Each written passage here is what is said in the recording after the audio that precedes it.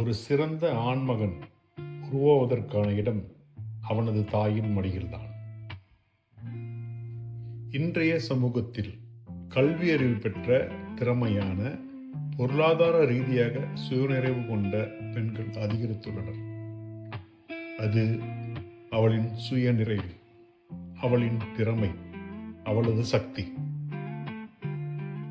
இப்படிப்பட்ட பெண்களுடன் வாழ விரும்பும் ஆண் அவரின் எண்ணங்கள், தேவைகள், கனவுகள், தனித்தன்மை ஆகியவற்றை புரிந்து கொள்ள வேண்டும்.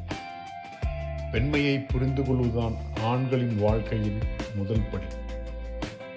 ஒருவர் ஒரு நல்ல வாகனத்தை வாங்கினால் மட்டும் போதுமா? அதை எப்படி இயக்க வேண்டும், எப்படி பராமரிக்க வேண்டும் என்பதும் தெரிந்திருக்க வேண்டும். பைக் வைத்திருப்பவர் பென்ஸ் காரை வாங்கி அதனை சரிவர இயக்க வேண்டும் என்றால் அதற்கான பயிற்சி அவசியம். ஒரு நல்ல லக்ஸரி காரை வாங்கி அதனை பைக்கை போல இயக்கினால், சரியாக பராமரிக்காவிட்டால் அது கட்டாயம் நீண்ட நாள் நிலைக்காது. அது ஒரு தவறான அணுகுமுறை. அதே போலவே பெண்களை புரிந்து கொள்ளாமல் பழைய மனப்பாங்குடன் அணுகினால் உறவு நீண்ட நாள் நிலைக்காது.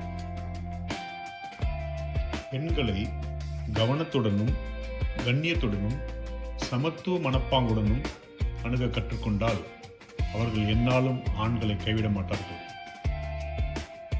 ஆகவே பெண்களிடம் கண்ணியமாகவும் சமத்துவ மனப்பாங்குடனும் எப்படி நடந்து கொள்ள வேண்டும் என்பதை ஆண் கட்டாயம் கற்றுக்கொள்ள வேண்டும்.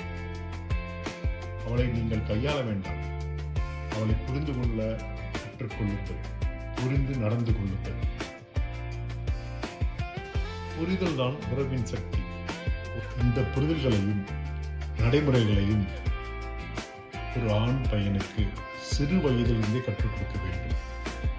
ஏனெனில் ஒரு ஆணிடம் பெண்மை என்பது அவனது தாயிடமிருந்தே வந்து சேரும்.